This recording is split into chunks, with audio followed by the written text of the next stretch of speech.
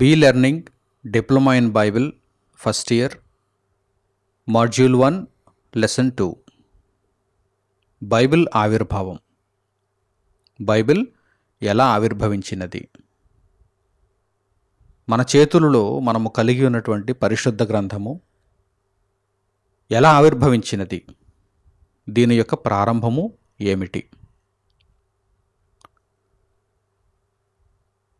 ప్రపంచంలో అనేక భాషలలోనికి బైబిల్ తర్జుమా అయింది, ఇంకా అవుతూనే ఉంది.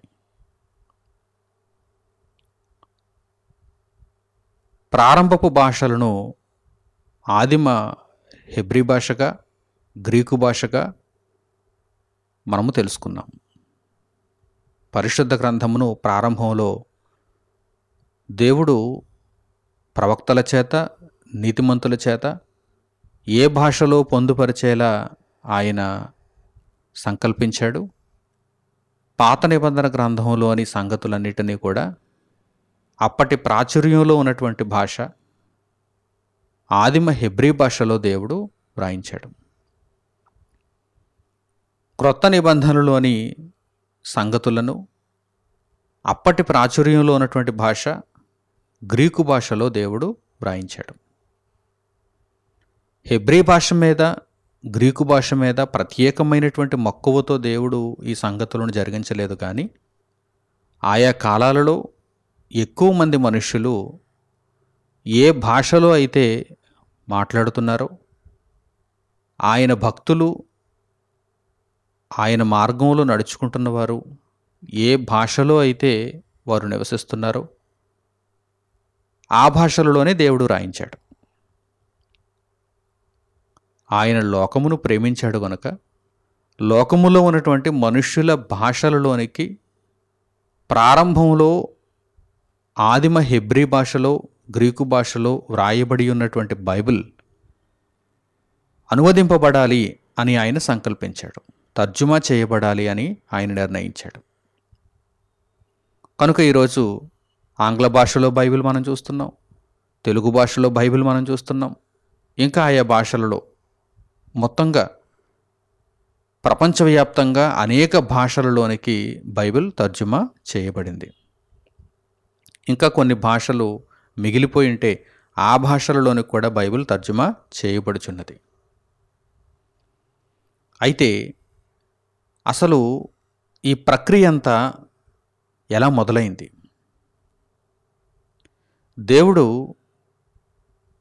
ప్రపంచంలో ఉన్నటువంటి మనుషులందరి దగ్గరకు తన వాక్కు వెళ్ళాలనేటువంటి ఉద్దేశంతో ఈ ప్రక్రియను ఎలా ప్రారంభించాడు, ఎలా కొనసాగించాడు అనగానే,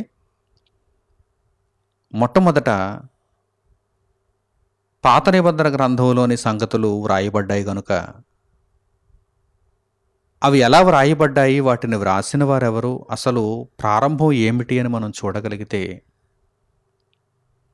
మోషే ధర్మశాస్త్రమును ప్రారంభపు గ్రంథముగా, ప్రారంభపు పుస్తకముల సముదాయముగా మనం చూడొచ్చు. అప్పటి వరకు కూడా దేవుడు చెప్పిన సంగతులను వ్రాసి భద్రపరిచి భావితరాలకు అందించాలనేటువంటి ఉద్దేశ్యం ఎవరిలోనూ లేదు. అయితే దేవుడు తన సేవకుడైన మోషేను ఏర్పరచుకున్న తర్వాత ఇశ్రాయేలీయులను ఒక జనాంగముగా ఆయన నియమించిన తర్వాత ధర్మశాస్త్రమును వ్రాయమన్నాడు.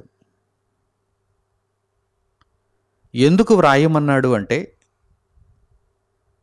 దేవుని సంగతులు అనేక తరాలకు అందించబడాలి. ఒక తరము దగ్గర ఆగిపోకూడదు. దేవుని జ్ఞానము ఒకరి దగ్గర, ఒక తరము దగ్గర ఆగిపోకూడదు. వ్యాప్తి చెందాలి, అందజేయబడాలి. దేవుని దృష్టిలో మనుషులందరూ కూడా గొప్పగా కోరుకోవలసినది, విలువైనది దేవుని వాక్యం. దేవుని వాక్యం అనేదే లేకపోతే ఈరోజు ప్రపంచమే లేదు. మనిషికి బ్రతుకే లేదు. ఈ దేవుని వాక్యము అన్నింటికంటే గొప్పగా భద్రపరచబడాలి, అనేకులకు అందజేయబడాలి, అది వ్యాప్తి చెందాలి, మనుషుల జీవితాలను దేవునికి దగ్గర చేయాలి. ఇది దేవుని యొక్క ఉద్దేశ్యం. కనుక దేవుడు మోషేతో ప్రారంభించాడు. మోషే ధర్మశాస్త్రము. దేవుడు గ్రంథాన్ని వ్రాయించాడు. కొన్ని సంగతులను పరిశుద్ధ గ్రంథం నుండి ఈ విషయమై మనం ఆలోచన చేద్దాం. మోషే చేత దేవుడు వ్రాయించినటువంటి సందర్భాలు. ఎందుకు వ్రాయించాడు? భవిష్యత్తు తరాలకు బైబిల్ భద్రపరచబడి ఇవ్వబడాలి. ఈ విధంగా ఈరోజు మన చేతులలో ఉన్నటువంటి బైబిల్ ప్రారంభింపబడింది. ఉనికిలోనికి రావటానికి మూలాలు ఆ కాలాలలో దేవుడు తన ప్రవక్తల చేత, నీతిమంతుల చేత వ్రాయించి అప్పుడు ఆయన దీనికి పునాది వేశాడు. పరిశుద్ధ గ్రంథంలో కొన్ని సంగతులను ఈ విషయమై మనం ఆలోచన చేద్దాం. మొట్టమొదట మోషే వ్రాసినటువంటి సంగతులను గూర్చి పరిశుద్ధ గ్రంథంలో మనం చూద్దాం. నిర్గమకాండము 17వ అధ్యాయము 14వ వాక్యాన్ని చూడండి. నిర్గమకాండము 17వ అధ్యాయము 14వ వాక్యం. అప్పుడు యెహోవా మోషేతో ఇట్లనెను, నేను అమాలేకీయుల పేరు ఆకాశము క్రింద నుండకుండా బొత్తిగా తుడిచివేయుదును గనుక జ్ఞాపకార్థముగా గ్రంథములో దీని వ్రాసి యెహోషువకు వినిపించుము. దేవుడు ఎందుకు రాయమన్నాడు? అప్పటి వరకు అనేక మందితో దేవుడు మాట్లాడాడు. కానీ మాట్లాడినటువంటి ఆ సంగతులను వారి చేత వ్రాయించలేదు, మోషే చేత వ్రాయించాడు. ఇక్కడ వ్రాయమంటున్నాడు. ఎందుకు వ్రాయమంటున్నాడు అంటే జ్ఞాపకార్థముగా ఉండటానికి, అంటే మనుష్యులు మరిచిపోకుండా ఉండటానికి వ్రాయబడాలి. దీనిని బట్టి మనం గ్రహించగలిగితే మనుషుల జ్ఞాపకాలలో దేవుని మాటలు ఉండు నిమిత్తము బైబిల్ ఆవిర్భవించింది. మనుషుల జ్ఞాపకాలలో దేవుని వాక్యము ఉండాలి. ఇది దేవుని సంకల్పం. కనుక మనిషి ఆత్మను రక్షించే ప్రతి సంగతిని కూడా దేవుడు తన భక్తుల చేత, నీతిమంతుల చేత, ప్రవక్తల చేత పరిశుద్ధాత్మ ప్రేరణనిచ్చి వ్రాయించాడు. అందులో ఒకానొక వాక్య భాగాన్ని ఇక్కడ మనం చూస్తున్నాం. అలాగే సంఖ్యాకాండము 33వ అధ్యాయము 1వ వాక్యం నుండి కూడా చూడండి. సంఖ్యాకాండము 33వ అధ్యాయము 1వ వాక్యము నుండి ఇక్కడ కూడా మోషే చేత దేవుడు సంగతులను వ్రాయిస్తున్నట్టు మనకు కనిపిస్తుంది. సంఖ్యాకాండము 33వ అధ్యాయము 1వ వాక్యము నుండి మోషే అహరోనుల వలన తమ తమ సేనల చొప్పున ఐగుప్తు దేశములో నుండి బయలుదేరి వచ్చిన ఇశ్రాయేలీయులు చేసిన ప్రయాణములు ఇవి. మోషే యెహోవా సెలవిచ్చిన ప్రకారము వారి ప్రయాణములను బట్టి వారి సంచార క్రమములను వ్రాసెను. వారి సంచార క్రమముల ప్రకారము వారి ప్రయాణములు ఇవి అని మనకు అక్కడ వారి యొక్క సంచార క్రమం అంతా కూడా కనిపిస్తోంది. మోషే దేవుడు సెలవిచ్చినట్టుగా వ్రాసెను. ఆనాడు మోషే వ్రాసాడు. మోషే వ్రాసిన దానిని తర్జుమా చేసుకొని మన భాషలో ఇప్పుడు మనము చదువుకోగలుగుతున్నాం. దీని వెనక చాలా చరిత్ర ఉంది. చాలామంది త్యాగధనులు దేవుని చేత నడిపింపబడి వారి జీవితాలలో వారికి దేవుడు అప్పగించిన పనిని పూర్తి చేశారు కనుక ఈరోజు ఇంత సునాయాసంగా బైబిల్ మనం చదువుకోగలుగుతున్నాం, నేర్చుకోగలుగుతున్నాం, దాని ప్రకారం నడుచుకోగలుగుతున్నాం. ఇదంతా కూడా దేవుని యొక్క అద్భుతమైనటువంటి సంకల్పము. లేదంటే కొన్ని వేల సంవత్సరాల క్రితం జరిగినటువంటి చరిత్రను మనము వెలికి తీయాలన్నా, చదువుకోవాలన్నా, నేర్చుకోవాలన్నా ఎంత కష్టం చెప్పండి. దానిని అంతటిని కూడా దేవుడు ముందుగా ప్రీ ప్లాన్డ్గా తన సంకల్పాన్ని అనుసరించి ఇదిగో ఈ విధంగా పొందుపరిచాడు, భద్రపరిచాడు. మోషే చేత నాడు వ్రాయించాడు. ఇదిగో ఈరోజు మనం చదువుకోగలుగుతున్నాం. నాడు హెబ్రీ భాషలో వ్రాయబడింది. ప్రపంచంలోని అనేకమైనటువంటి భాషలలోనికి ఆయా కాలాలలో దేవుని సంకల్పాన్ని అనుసరించి తర్జుమా చేయబడింది.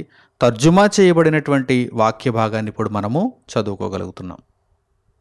అలాగే ద్వితీయోపదేశ కాండము 31వ అధ్యాయము 24వ వాక్యం నుండి ఇప్పుడు మీరు చూడండి.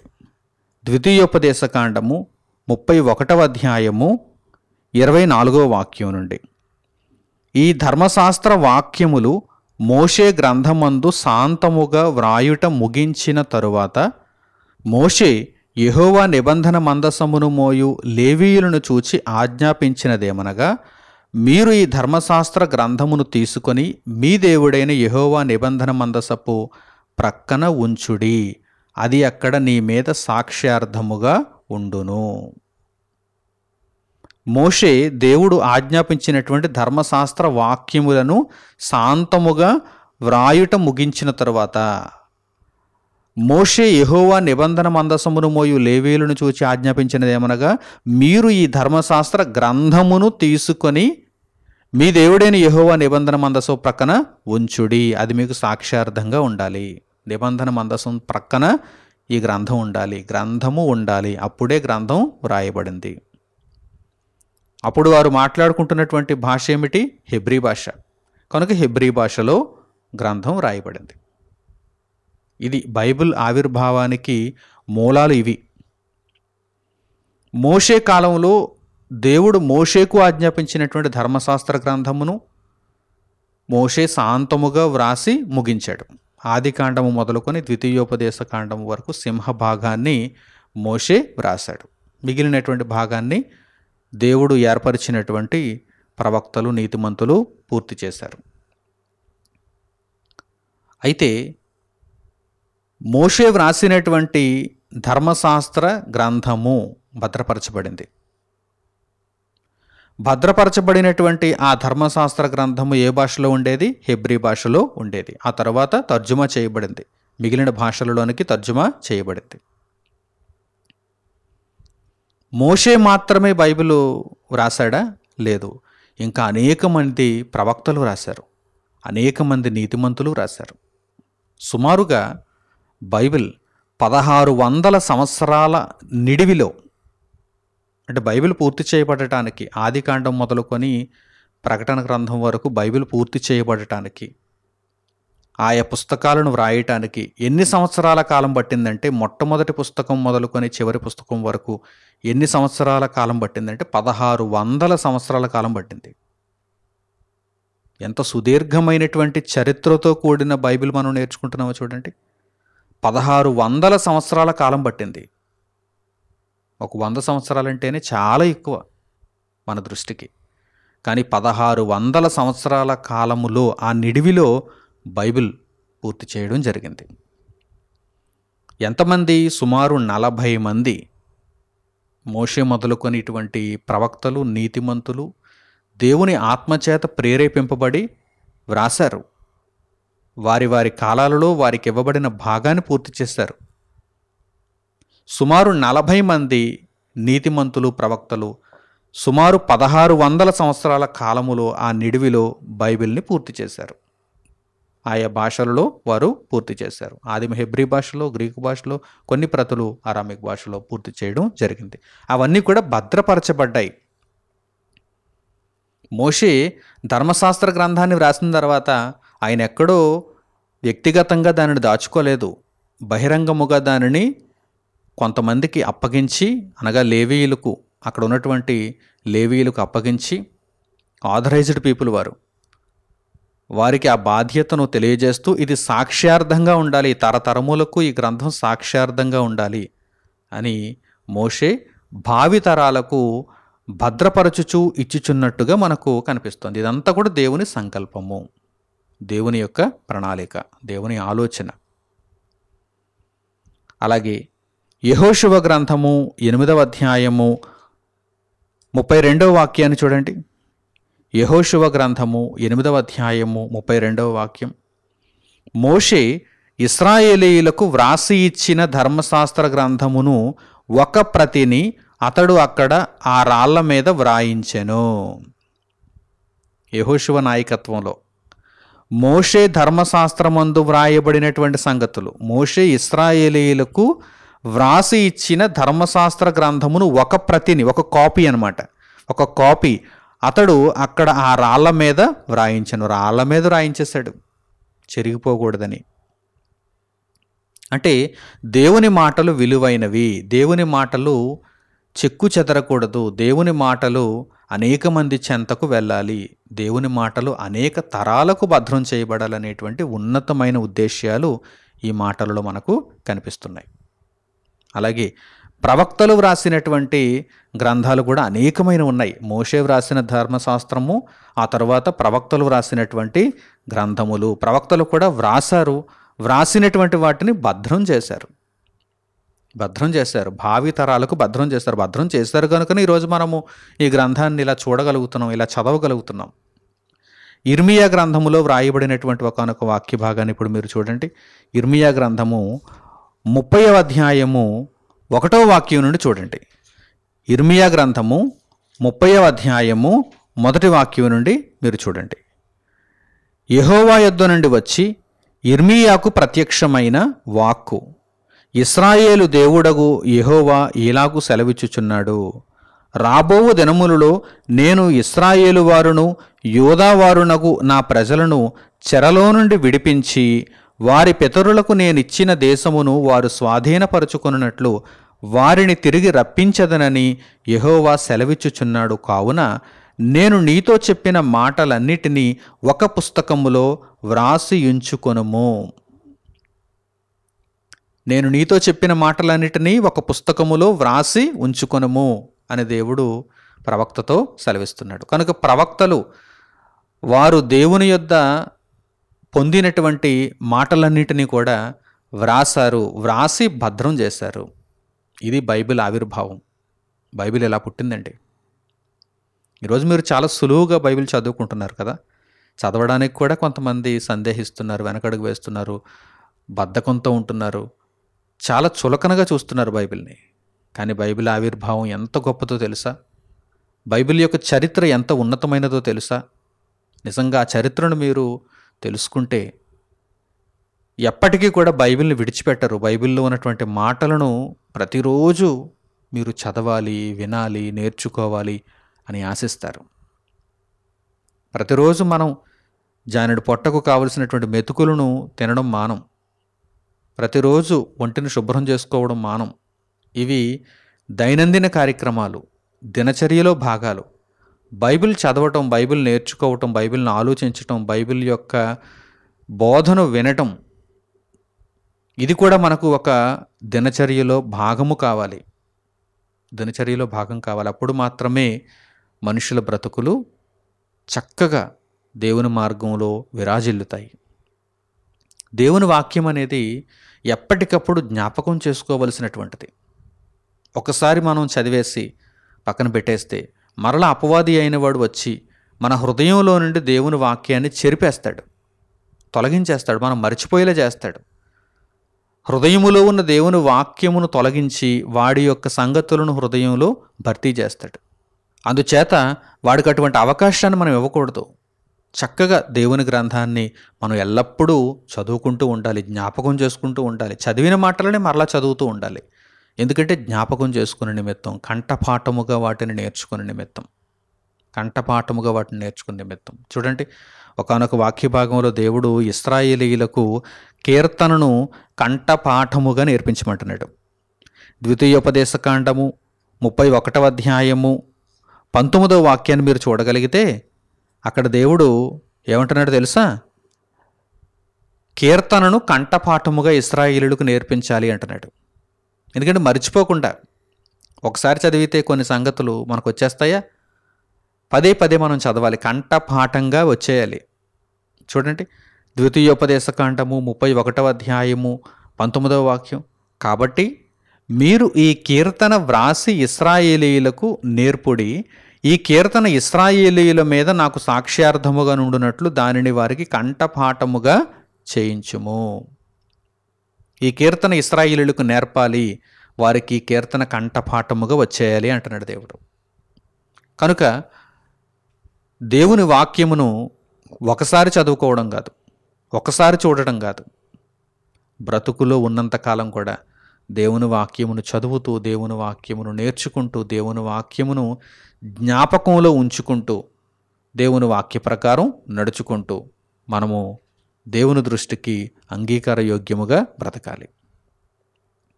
అలాగే క్రొత్త నిబంధనకు వచ్చేసరికి ఇప్పటి వరకు మనము మోషే ధర్మశాస్త్రము, అలాగే ప్రవక్తలు, పరిశుద్ధ గ్రంథమును ఏ విధముగా వ్రాసి భద్రపరిచారో కొన్ని మాటల ద్వారా తెలుసుకున్నాం. ఇక క్రొత్త నిబంధనకు వచ్చేసరికి సువార్తలు మనకు కనిపిస్తున్నాయి. ప్రారంభ శతాబ్దపు క్రైస్తవ్యం మనకు కనిపిస్తుంది. పౌలు గారి పత్రికలు, పేతురు గారి పత్రికలు, యోహాను గారి పత్రికలు, యోధా పత్రిక, యాకోబు పత్రిక, ఇవన్నీ కూడా మనకు కనిపిస్తున్నాయి. ప్రకటన గ్రంథంతో ముగింపబడింది. క్రొత్త నిబంధన కూడా అట్టి మాదిరిగానే వ్రాయబడినటువంటి ప్రతి లేఖనమును దేవుని ఆత్మ ప్రేరణ చేత వ్రాసినటువంటి ప్రతి లేఖనమును వారు ఏం చేశారు? భద్రం చేశారు. అది ఒక సువార్త అయినా, అది ఒక పౌలు గారి పత్రిక అయినా, అది ఒక ప్రకటన గ్రంథమైనా, మిగిలిన వారి పత్రికలైనా వారు వ్రాసారు, భద్రం చేశారు. పౌలు గారు వ్రాసినటువంటి సంగతులను గూర్చి పరిశుద్ధ గ్రంథములు కొన్ని మాటలలో మనకు కనిపిస్తుంది. కొరింథీయులకు పౌలు గారు రాసినటువంటి మొదటి పత్రిక 5వ అధ్యాయము 9వ వాక్యాన్ని మీరు చూడండి. పౌలు గారు పత్రికలు రాశారు. కొరింథీయులకు పౌలు గారు రాసినటువంటి పత్రిక 5వ అధ్యాయము 9వ వాక్యం, జారులతో సాంగత్యము చేయవద్దని నా పత్రికలో మీకు వ్రాసియుంటిని. జారులతో సాంగత్యము చేయవద్దని నా పత్రికలో మీకు వ్రాసియుంటిని అంటే పౌలు గారు పత్రిక ద్వారా వ్రాసారు, కొరింథీయులకు వ్రాసారు. వ్రాసిన సంగతిని వారు ఏం చేయాలి? భద్రం చేసుకోవాలి. అనేక తరాలకు అందించబడేలా ఆ పత్రికను వారు జాగ్రత్త చేయాలి. అలాగే జాగ్రత్త చేయబడినటువంటి ఆ పత్రికను అనేకులకు వారు ప్రకటిస్తూ ఉండాలి. కేవలం జాగ్రత్త చేయడం మాత్రమే కాదు, ఒక బీరువాలో పెట్టి తాళం వేయడం కాదు. ఆ పత్రికను భద్రపరచుచు ఒకవైపు మరలా ప్రకటన చేస్తూ ఉండాలి. వారి తరంలో ఉన్నటువంటి వారిని అందరినీ కాపాడుతూ ఉండాలి. ఆ బోధను మాత్రం జాగ్రత్త చేయాలి, వచ్చే తరానికి భద్రపరచాలి.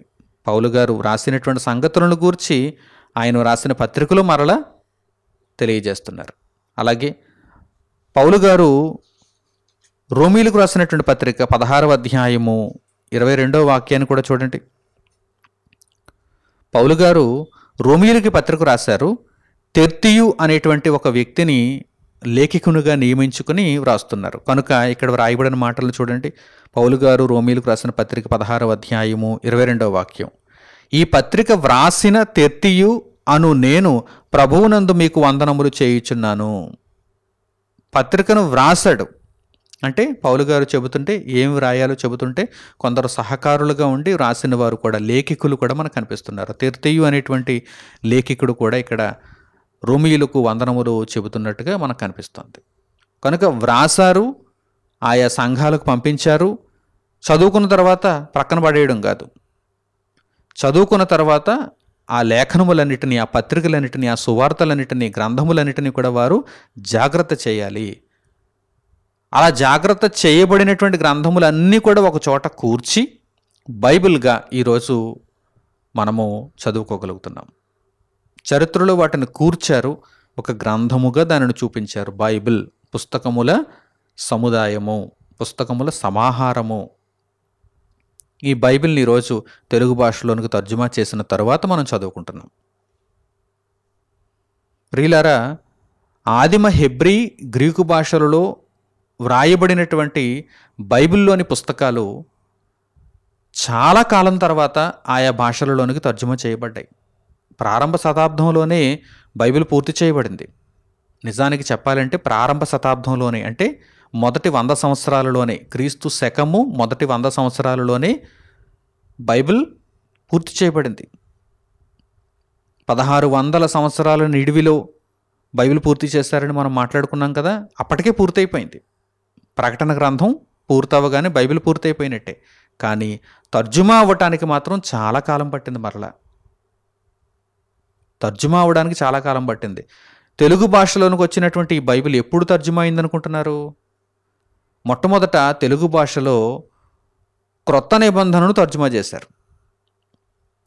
తెలుగు భాషలో మనం చదువుకుంటున్నటువంటి ఈ బైబిల్ ఇలా రావటానికి దీనికి ప్రారంభం ఏమిటి, దీని యొక్క ఆవిర్భావం ఎలా జరిగింది అని మనం అడగగానే చరిత్రకు మనం వెళ్ళి చూసినప్పుడు క్రీస్తు శకము 1818 సంవత్సరం, క్రీస్తు శకం 1818 సంవత్సరం అంటే క్రీస్తు శకం 100 ఏళ్లలోనే బైబిల్ పూర్తయిపోయినా కానీ తెలుగు భాషలోనికి అనువదింపబడటానికి, అది కూడా క్రొత్త నిబంధన మొట్టమొదటి తెలుగు భాషలోనికి అనువదింపబడటానికి ఎంత కాలం పట్టిందో చూడండి. మొదటి 100 ఏళ్ళు దగ్గర నుండి మరలా క్రీస్తు శకం 1818 అంటే మధ్యలో ఎంతకాలం ఉంది? సుమారు 1700 సంవత్సరాల కాలం తెలుగులోనికి బైబిల్ తర్జుమా అవ్వకుండా ఉండిపోయింది. ఆ తర్వాత దేవుని సంకల్పాన్ని బట్టి అప్పుడు తెలుగు భాషలోనికి తర్జుమా అయింది. తెలుగు భాషలోనికి బైబిల్ మొట్టమొదట క్రొత్త నిబంధన తర్జుమా అయింది 1818 సంవత్సరం. అలాగే సుమారు 1860 ఆ ప్రాంతంలో మొత్తం బైబిల్ అంటే పాత నిబంధన మరియు క్రొత్త నిబంధన ఆదిమ హెబ్రీ, గ్రీకు భాషలలో నుండి తెలుగులోనికి తర్జుమా అయింది. తెలుగులోనికి ఏ భాషలో నుండి తర్జుమా చేశారు? హెబ్రీ భాషలో నుండి, గ్రీకు భాషలో నుండి. ఏ భాషలోనికైనా సరే మూల భాషలైనటువంటి హెబ్రీ భాషలో నుండి, గ్రీకు భాషల్లో నుండి తర్జుమా చేస్తారు. అంతే తప్ప మనకిప్పుడు తెలుగు భాషలో బైబిల్ ఉంది కనుక మరో భాషలోనికి బైబిల్ని తర్జుమా చేయాలంటే ఈ తెలుగు భాషలో నుండి తర్జుమా చేద్దామని ఎవరు అనుకోరు. ముందు హెబ్రీ భాష నేర్చుకుంటారు, గ్రీకు భాష నేర్చుకుంటారు, కొన్ని ప్రతులు అరామిక్ భాషలో ఉంటే వాటిని నేర్చుకుంటారు, అప్పుడు వారు తర్జుమా చేస్తారు. అర్థమవుతుందా మీకు? అంతే తప్ప చాలామంది ఏమనుకుంటారంటే ఆంగ్ల భాషలో ఉన్నటువంటి బైబిల్ నుండి తెలుగు భాష బైబిల్ వచ్చిందేమో అనుకుంటారు, ఆంగ్ల భాషలో నుండి మిగిలిన భాషల్లోనికి తర్జుమా అయిందేమో అనుకుంటారు. కాదు. బ్రిటిష్ వారు కానీ లేకపోతే ఆంగ్లం నేర్చుకున్నవారు కానీ సహకరించారంతే, బైబిల్ తర్జుమాకు సహకరించారంతే. కానీ బైబిల్ యొక్క ప్రారంభం మధ్యాసియాలో ఉంది. మధ్యాసియా అంటే యెరూషలేము ప్రాంతంలో, అక్కడ బైబిల్ యొక్క ప్రారంభం. జాగ్రత్తగా ఈ విషయాలన్నింటినీ కూడా మీరు అర్థం చేసుకోవాలి. తెలుగు భాషలోనికి బైబిల్ ఎప్పుడు అనువదింపబడిందంటే సుమారు 18వ శతాబ్దం అంటే 1818లో క్రొత్త నిబంధన, 1860లో మొత్తం పాత నిబంధన క్రొత్త నిబంధన కలిపి ఒక బైబిల్గా అనువదింపబడింది, తర్జుమా చేయబడింది. హెబ్రీ భాషలో నుండి గ్రీకు భాషలో నుండి తర్జుమా చేశారు. ఈ తర్జుమా చేయడానికి వేదిక కూడా ఎక్కడో చెప్పమంటారా? విశాఖపట్నమే. మనకు సుపరిచితమైనటువంటి నగరం విశాఖపట్నంలోనే 1818 సంవత్సరంలో తర్జుమాను పూర్తి చేశారు, క్రొత్త నిబంధనను పూర్తి చేశారు. పూర్ణ మార్కెట్ దగ్గర లండన్ మెమోరియల్ చర్చ్ అనేటువంటి ఒక చర్చ్ను వేదికగా చేసుకుని అక్కడ కూర్చొని బైబిల్ను తర్జుమా చేశారు. చాలా కష్టమండి, తర్జుమా చేయటం కూడా చాలా కష్టం. ఉన్న భావాన్ని చెరిగిపోనివ్వకుండా జాగ్రత్తగా ట్రాన్స్లేట్ చేయాలి. దానికి కొన్ని సంవత్సరాల కాలం పట్టింది. ఆ తర్జుమా దశలో ఎంతోమంది త్యాగధనులు వారి యొక్క ధనాన్ని సమర్పించారు, ధనాన్ని వెచ్చించారు ఈ తర్జుమా కోసం. అలాగే వారి యొక్క సమయాన్ని, విలువైనటువంటి కాలాన్ని వెచ్చించారు దేవుని కొరకు. వారికి అప్పగింపబడినటువంటి పనిని పూర్తి చేయగలిగారు. ఒకరి తర్వాత ఒకరు, ఒకరి తర్వాత ఒకరు. ఒకరే ఈ పనిని అంతటిని పూర్తి చేయలేరు కదా. ఒకరు కొంత భాగాన్ని పూర్తి చేసి వారు మరణిస్తే మరలా ఆ భాగాన్ని కొనసాగించడానికి మరొకరు ఆ పనిని తీసుకునేవారు. వారు కూడా కొంతవరకు పనిని ముగించి చనిపోతే మరల మరొకరు వచ్చి ఆ పనిని ముందుకు కొనసాగించేవారు. మరల మధ్యలో ఎన్నో అవాంతరాలు. బైబిల్ తర్జుమా చేస్తున్నప్పుడు విరోధులు ఊరుకుంటారా? విరోధులు అపవాది చేత ప్రేరేపింపబడేవారు, అపవాది చేత ఆవహింపబడినవారు. వారు తర్జుమా చేయబడినటువంటి ప్రతులను కాల్చివేయటం, వాటిని పూర్తిగా లేకుండా నాశనం చేయటానికి పన్నాగాలు పన్నటం, అలాగే తర్జుమా చేస్తున్నటువంటి వారిని ఇబ్బందులు పెట్టడం, వారిని ఆర్థికంగా, మానసికంగా దెబ్బతీయడానికి ప్రయత్నం చేయటం, ఇలాంటివి ఎన్నో ఆటంకాలు. మరలా ఇవన్నీ కూడా దేవుని సంకల్పాన్ని అనుసరించే ఇంత కష్టంలో నుండే ఒక పరిశుద్ధ గ్రంథం బయటకు వచ్చింది. ఆనిముత్యము లాంటి పరిశుద్ధ గ్రంథము ఇన్ని కష్టాలలో నుండి వెలుగులోనికి వచ్చింది. కనుక ఆ చక్కని గ్రంథాన్ని ఇప్పుడు మనము పరిశోధనాత్మకంగా నేర్చుకొని మన బ్రతుకును సరిదిద్దుకుంటూ అనేకులకు దారిని చూపిస్తూ దేవుని మార్గంలో కొనసాగాలన్నది దేవుని యొక్క ఉద్దేశ్యం. ఇక పేతురు గారి యొక్క పత్రికలోనికి మనం వెళ్ళగలిగితే పేతురు గారు ఏమంటున్నారో తెలుసా? నేను భవిష్యత్తు తరాలకు దేవుని మాటలను భద్రము చేయవలసినటువంటి బాధ్యతను కలిగి ఉన్నాను అని ఆయన తెలియజేస్తున్నారు. పరిశుద్ధాత్మ ప్రేరణతోనే ఆయన ఈ మాటలను తెలియజేస్తున్నారు. చూడండి, దేవుని యొక్క సంకల్పం మనకు అర్థమవుతుంది. పేతురు రాసిన 2వ పత్రిక 1వ అధ్యాయము 12వ వాక్యం నుండి చూడండి. పేతురు రాసిన 2వ పత్రిక 1వ అధ్యాయము 12వ వాక్యం నుండి. కాబట్టి మీరు ఈ సంగతులను తెలుసుకొని మీరు అంగీకరించిన సత్యమందు స్థిరపరచబడి ఉన్నను వీటిని గూర్చి ఎల్లప్పుడూ మీకు జ్ఞాపకము చేయుటకు సిద్ధముగా ఉన్నాను. దేవుని యొక్క ఆలోచన ఇప్పుడు మీకు అర్థమవుతుందా? మీరు దేవుని యొక్క సత్యమును తెలుసుకొని స్థిరపరచబడి ఉన్నా సరే ఎల్లప్పుడూ జ్ఞాపకం చేసుకోండి అంటున్నాడు దేవుడు. ప్రతిరోజు జ్ఞాపకం చేసుకోండి అంటున్నాడు దేవుడు. ప్రతిరోజు, ప్రతినిత్యం. ఎందుకంటే మర్చిపోతారు. దేవుని వాక్యాన్ని మీరు మర్చిపోకూడదు. ఎల్లప్పుడూ మీ జ్ఞాపకాలలో ఉండాలి. అదే విషయాన్ని ఇక్కడ పేతురు గారు పరిశుద్ధాత్మ ప్రేరణతో తెలియజేస్తున్నారు. అలాగే మరియు మన ప్రభువైన యేసుక్రీస్తు నాకు సూచించిన ప్రకారము నా గుడారమును త్వరగా విడిచిపెట్టవలసి వచ్చినని ఎరిగి నేను ఈ గుడారములో ఉన్నంత కాలము ఈ సంగతులను జ్ఞాపకము చేసి మిమ్మును రేపుట న్యాయమని ఎంచుకొనుచున్నాను. ఏ గుడారం? మనం వేసుకున్నటువంటి టెంట్ లాంటి గుడారం కాదు. అక్కడ శరీరం అనేటువంటి గుడారమును గురించి ఆయన మాట్లాడుతున్నారు, దృష్టాంతముగా మాట్లాడుతున్నారు. అంటే నేను ఇక కొద్ది కాలంలో మరణిస్తాను, ఈ శరీరమును విడిచి నేను కొద్ది కాలంలో వెళ్ళిపోతాను.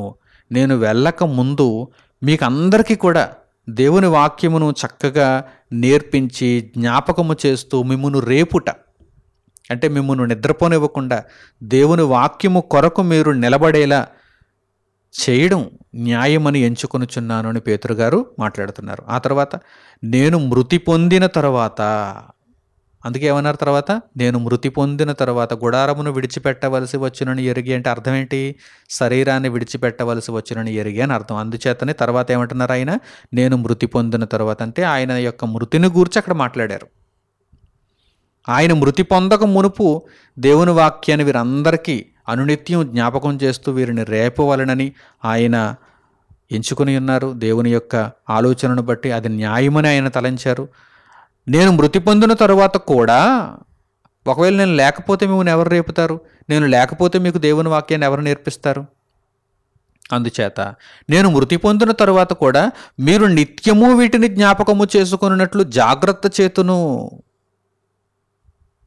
దేవుని యొక్క ఆలోచనను బట్టి ఎంత చక్కని ప్రణాళికను ఆయన కలిగి ఉన్నారో చూడండి. నేను మృతి పొందిన తరువాత కూడా మీరు ఈ వాక్యమునకు దూరం అయిపోకూడదు, ఈ సత్యమునకు మీరు దూరం అయిపోకూడదు.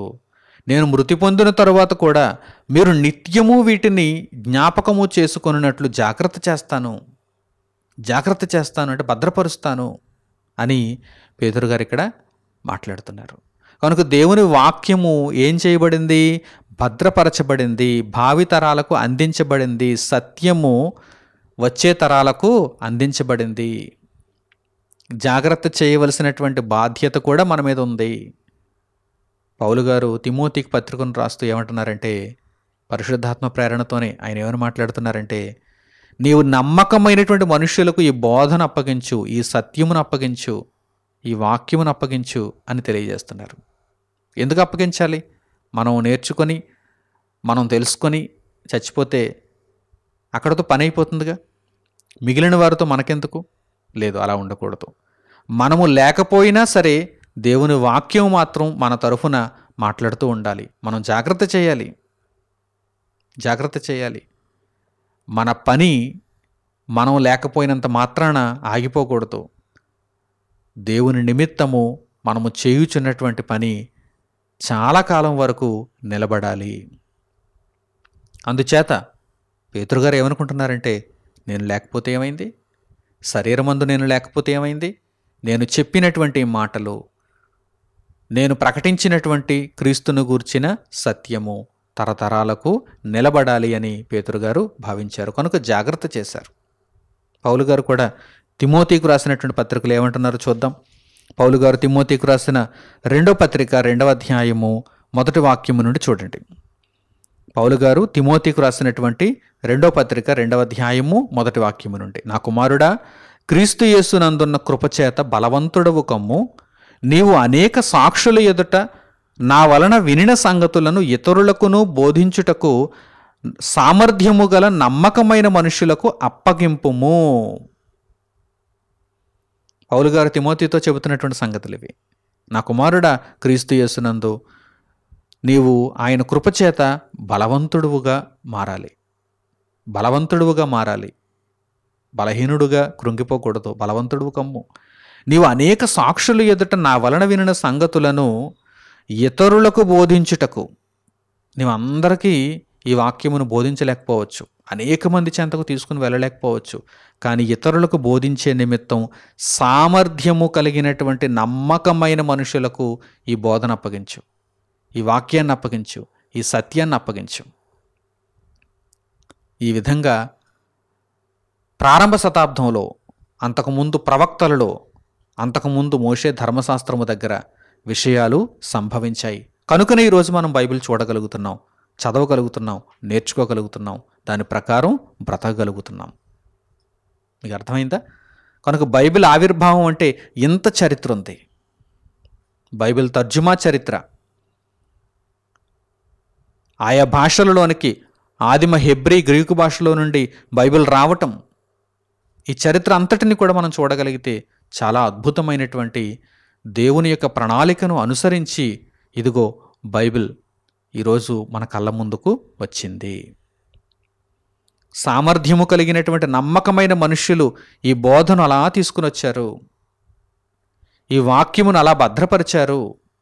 కేవలం నోటి మాటలతో చెప్పడం మాత్రమే కాదు, వ్రాయబడినటువంటి లిఖితములను, పరిశుద్ధ గ్రంథపు లేఖనములను వారు భద్రం చేశారు.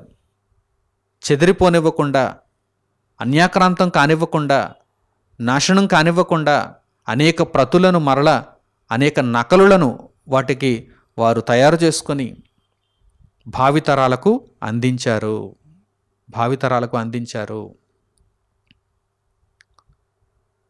సెప్టెంబర్ 30వ తేదీని అంతర్జాతీయంగా, ఇంటర్నేషనల్గా ఐక్యరాజ్య సమితి ట్రాన్స్లేషన్ డే అని ప్రకటించింది. దేనిని బట్టో తెలుసా? సెప్టెంబర్ 30వ తేదీని గ్రీకు భాషలో ఉన్నటువంటి క్రొత్త నిబంధనను మొట్టమొదట లాటిన్ భాషలోనికి తర్జుమా చేశారు, పూర్తి చేశారు. సెప్టెంబర్ 30వ తేదీని పూర్తి చేశారు తర్జుమాను. కనుక ఆ రోజును పురస్కరించుకొని ఐక్యరాజ్య సమితి సెప్టెంబర్ 30వ తేదీని అంతర్జాతీయ తర్జుమా దినోత్సవం, translation, the day of translation అని కూడా భావించి దానిని నిర్వహించడం జరుగుతుంది. ప్రియులారా, బైబిల్ తర్జుమా అనేది ఈరోజు మానవుల పాలిట ఒక వరం. అది దేవుని యొక్క అద్భుతమైనటువంటి సంకల్పం. ప్రతి ఒక్కరూ హెబ్రీ భాషను నేర్చుకుని, ప్రతి ఒక్కరూ గ్రీకు భాషను నేర్చుకుని బైబిల్ నేర్చుకోవాలంటే కనుక అది సాధ్యపడే విషయమా? కొందరికి మాత్రమే సాధ్యమవుతుంది, అత్యాసక్తి ఉన్నవారికి మాత్రమే సాధ్యమవుతుంది. కానీ అందరికీ సాధ్యమా? కానీ మనుషుల బలహీనతలను ఎరిగి దేవుడు వారి భాషలలోనికి బైబిల్ను తర్జుమా చేయించాడు. కొందరు కష్టపడ్డారు. ఈరోజు మనం సునాయాసంగా బైబిల్ చదువుకోగలుగుతున్నాం. హెబ్రీ భాషలో ఎలా ఉందో అలాగే తెలుగు భాషలో చదువుకోగలుగుతున్నాం. అలాగే మిగిలిన భాషల్లో ఉన్నవారు, హిందీ భాష కావచ్చు, తమిళ్ కావచ్చు, మలయాళం కావచ్చు, పంజాబీ కావచ్చు, గుజరాతీ కావచ్చు, ఒక ఆంగ్లం కావచ్చు, లేక ఒక అరబిక్ కావచ్చు, ఒక చైనీస్ కావచ్చు, ఏ భాష అయినా కానీ వారి వారి భాషల్లో బైబిల్ చదువుకోవటానికి ఈరోజు ఎంత వీలు ఏర్పడిందంటే, దేవుడు ప్రారంభం నుంచి కూడా అనేక మందిని ప్రేరేపించి వారి యొక్క క్రియా ఫలితాన్ని ఈరోజు మనము చూడగలగటానికి దేవుడు సంకల్పించాడు. ఈరోజు ఎంత సునాయాసంగా బైబిల్ మనం చదువుతున్నాం. బైబిల్ బోధను మనము చక్కగా నేర్చుకోవాలి. సత్యమందు నిలబడటానికి మనము ప్రయత్నం చేయాలి. బైబిల్ అయితే మనకు లిఖితపూర్వకంగా అందించబడింది. ఎందరో త్యాగధనుల యొక్క ఫలితాన్ని బట్టి బైబిల్ లిఖితపూర్వకముగా తక్కువ ధరకే మన చేతికి అందించబడింది. మరి ఇందులో ఉన్నటువంటి దేవుని వాక్యమును అర్థం చేసుకోవటానికి కూడా దేవుని యొక్క అనుగ్రహం ఉండాలి.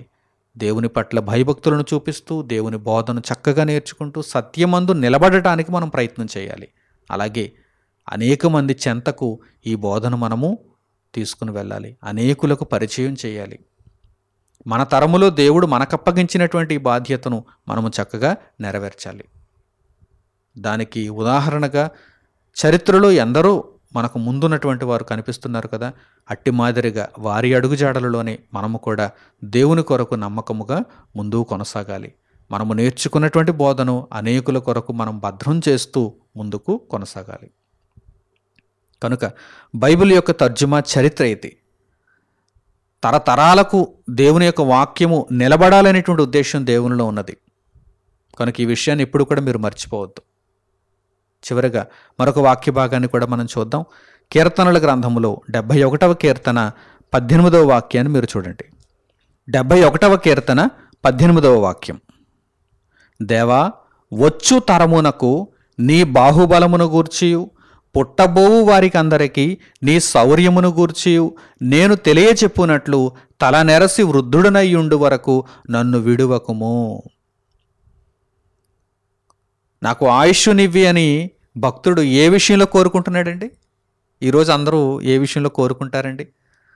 రోగగ్రస్తులు అయిపోయారనుకోండి, చచ్చిపోతామేమో అనేటువంటి భయంతో దేవా నాకు ఆయుష్నివ్వి, ఈ రోగాన్ని తీసేయి అంటారు. ఎందుకు అని దేవుడు ప్రశ్నిస్తే వారి దగ్గర సమాధానం లేదు. ఎందుకు ఇవ్వాలి నీకు ఆయుష్? ఎందుకు తీయాలి నీ రోగం? దేవుడి విధంగా ప్రశ్నించాడు అనుకోండి, దేవా నీ కోసం బ్రతకటానికి, అనేకులను నీ మార్గంలో ఉంచటానికి, నీ క్రియలను నేను నెరవేర్చటానికి అని చెప్పగలరా? లోకాన్ని అనుభవించటానికని చెబుతారు.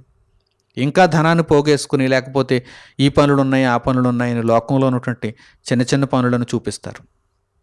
కానీ ఇక్కడ భక్తుడు అసలైన కారణాన్ని చెబుతున్నాడు చూడండి. నేను బ్రతికి ఉండడానికి కారణం ఏంటంటే తల నెరసి వృద్ధుడనయ్యుండు వరకు కూడా నన్ను నీవు విడవద్దు. దీనికి కారణం ఏంటంటే, ఎందుకు నీవు నన్ను కాపాడాలి అంటే, దేవా వచ్చు తరమునకు నీ బాహుబలమును గూర్చియు పుట్టబోవు వారికి అందరికీ నీ శౌర్యమును గూర్చియు నేను తెలియజెప్పునట్లు. భద్రం చేయాలి తండ్రి నీ వాక్యాన్ని, అనేకులకు అందించాలి తండ్రి నీ బోధను. ఎందుకంటే సమాజంలో అపవాది చేత నిండిపోయిన వారు అనేక మంది ఉన్నారు. నేను గనక మౌనంగా ఉంటే చాలామంది మనుషులను వాడు నరకానికి ఈడ్చుకుని పోతాడు. ఇప్పటికే అనేక మందిని తీసుకుని వెళ్ళిపోయాడు. ఇంకా తండోపతండాలుగా అనేక మంది వెళ్ళడానికి సిద్ధంగా ఉన్నారు. అయితే నా ప్రయత్నాన్ని నేను శక్తి వంచన లేకుండా చెయ్యాలి తండ్రి. నీవు నాకు ఇచ్చినటువంటి ఆయుష్ను బట్టి నీ కొరకు నేను బ్రతకాలి తండ్రి అని ఒక మంచి నిర్ణయాన్ని మనం కలిగి ఉండాలి. దేవుడు మనలను దీవిస్తాడు. ఆయన కృపచేత మనలను బలవంతులుగా చేస్తాడు. క్రీస్తులో మనలను నిలబెడతాడు. దేవుని వాక్యాన్ని మనం నేర్చుకోవటానికి, అంగీకరించటానికి, దాని ప్రకారం బ్రతకటానికి, అలాగే భవిష్యత్తు తరమునకు దేవుని వాక్యాన్ని ఉన్నతమైనదిగా అందించటానికి మన వంతు పాత్రను మనము నెరవేర్చే విధంగా దేవుడు కృపను చూపిస్తాడు. అందుకు తగినట్టుగా మీరందరూ కూడా సిద్ధపడాలని హృదయపూర్వకంగా కోరుకుంటున్నాను. ఈ పాఠాన్ని ఇంతటితో నేను ముగిస్తున్నాను. మన తండ్రి అయిన దేవుని ప్రేమ, మన రక్షకుడైన యేసుక్రీస్తు వారి కృప, పరిశుద్ధాత్ముని అన్యోన్య సహవాసము మనందరికీ సదాకాలము తోడై మనలను నడిపించునుగాక. ఆమెన్. తండ్రి అయిన దేవునికి ప్రార్థనలో ఏకీభవించండి. మమ్మను అతి మిక్కిలిగా ప్రేమించిన మా ప్రియ కన్న తండ్రి, మీ అద్భుతమైన ప్రేమను బట్టి, మీ అనాది సంకల్పమును బట్టి మేమెంతగానో సంతోషిస్తున్నాము, మిమ్మల్ని కీర్తిస్తున్నాము, మిమ్మల్ని స్తుతించుచున్నాము. దేవా, మీ అద్భుతమైనటువంటి కృపచేత ఇదిగో తండ్రి, మా స్వంత భాషలో మీ మాటలను చదివేటువంటి ధన్యతను మీరు మాకు అనుగ్రహించారు. నాయన, మీ కృపను మేము నిష్ఫలము చేసుకోకుండా ఉన్నతమైన సంగతులను ఎంతో ఉన్నతముగా మేము నేర్చుకుంటూ మీ యొక్క సంకల్పమును అనుసరించి బ్రతుకుతూ అనేకుల కొరకు ఈ సంగతులను, ఈ బోధను మేము ప్రకటిస్తూ జాగ్రత్త చేస్తూ మీ మనస్సును తెలుసుకున్న వారముగా ప్రవర్తించటానికి మీ సహాయమును మాకు అనుగ్రహించండి.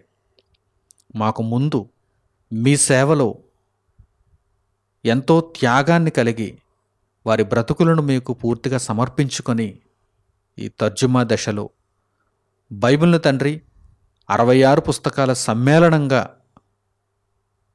ఈ విధముగా మా కళ్ళ ముందు ఉంచుటకు వారందరూ మీ యొక్క పనులలో నిమగ్నమయ్యారు. వారందరి చేత మీరు పని చేయించారు. ఇదంతా మా కొరకేనని మేము తెలుసుకున్నాము. తండ్రి, ఎంతో గొప్ప వైభవమును కలిగినటువంటి పరిశుద్ధ గ్రంథమును మేము చదువుతున్నప్పుడు దానిని జ్ఞాపకం చేసుకున్నటకు, దాని ప్రకారము జీవించుటకు అనునిత్యము పరిశుద్ధ గ్రంథపు లేఖనములను మేము చదువుతూ, మేము నేర్చుకుంటూ, దాని ప్రకారము జీవిస్తూ మీ వెలుగులో మేము నడుచుకోవటానికి చక్కని తీర్మానమును కలిగి ఉండగలుగుటకు మా అందరికీ మీ కృపను దయచేయండి.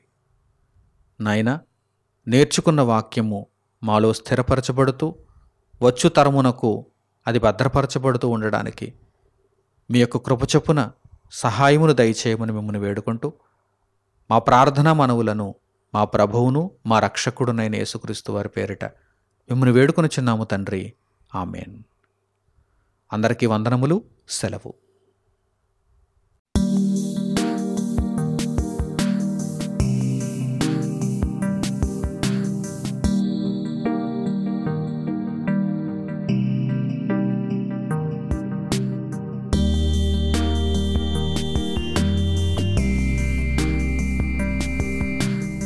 సహోదరులు మణికుమార్ గారు ప్రసంగించిన ఎన్నో ఆత్మ సంబంధమైన సంగతులను ఉచితముగా వీక్షించుటకు మా యూట్యూబ్ ఛానల్స్ ను తప్పక దర్శించండి.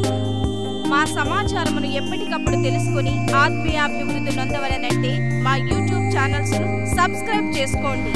సత్వర నోటిఫికేషన్ల కొరకు సబ్స్క్రైబ్ బటన్ ప్రక్కనే ఉన్న బెల్ సింబల్ ను క్లిక్ చేయండి. మరిన్ని వివరములకు మీరు సంప్రదించవలసిన మా ఫోన్ నెంబర్స్ 8978414178 మరియు 83392766.